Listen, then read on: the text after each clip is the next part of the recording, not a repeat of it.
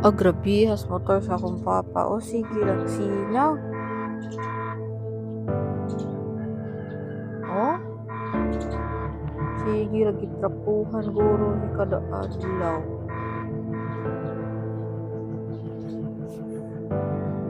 Sinaw kaysa. Good morning. Ihatid ko yung anak ko sa eskwela niya.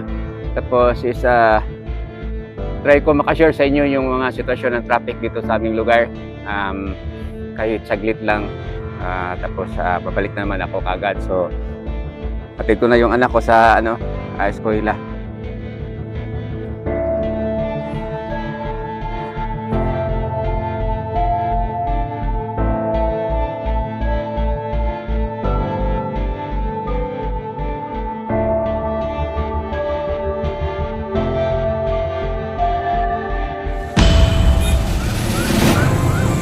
Traffic kayo during sitwasyon kay checkpoint sa unahan sunod ng ambulansya. So as early morning around 8 o'clock in the morning muna ang sitwasyon sa traffic sa Dumaguete kaning area.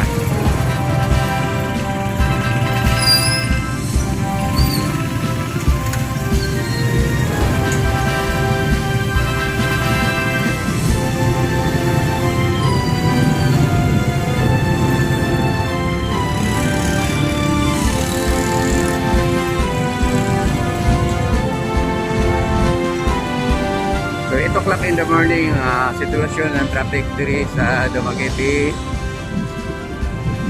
going downtown. So pauwi na ako at saka ito yung traffic ng Dumaguete. Napakahaba. So just sharing for this morning. Mabuti na lang maaga kami nakaalis. Nahatid ko yung anak ko sa eskwela. Then nagkataon na pag-uwi ko kaya napilitan ko magkuha ng video kasi yung nakabara doon is yung ibang motorcycle kasi one way doon tapos hindi sila maka U-turn kaya nag-parking na lang sila sa gilid kasi may sa unahan may checkpoint. So ang dami palang mga kulang ng accessories na motorsiklo. So this is Bagakay going to Valencia Road, Bagakay Road. So ngayon nandito na ako sa what we call tinatawag na Tabuk Tubig. Then ito nang nangyari itong walang bagyo pero natumba ng akasya.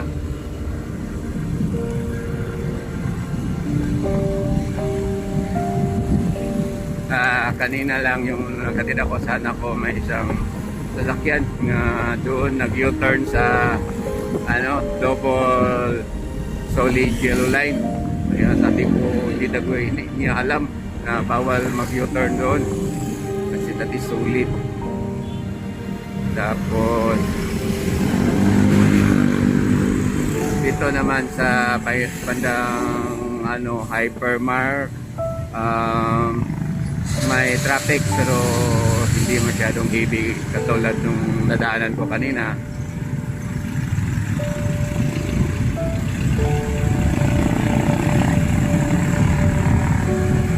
So kami na yung nakamotor supposed to be kung mag-overtake kami sa left side. Kaya lang wala choice kasi may marami mang kasalubong tapos mga malaki yung mga kasama namin dito sa daan na sasakyan.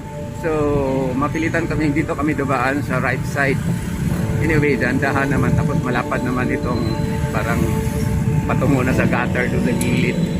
So alam ko na mali itong ginagawa namin so, sa mga kasama namin mga motorista na dito kami at makikita ninyo sa baba yung white line yung parang warning sign na yan na hindi pa lalampas dyan kasi delikado hindi ka pa madulas.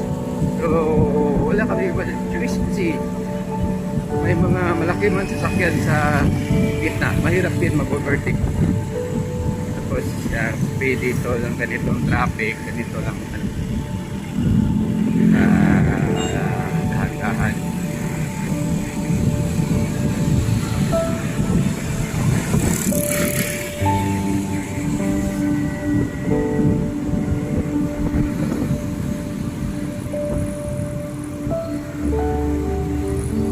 So, pauwi na ako sa bahay. I just end this video this morning. So, ito lang mo share ko sa inyo about our traffic situation here in Dumaguete City. Maraming salamat sa panonood. God bless you all. Have a nice morning ahead of you. Bye.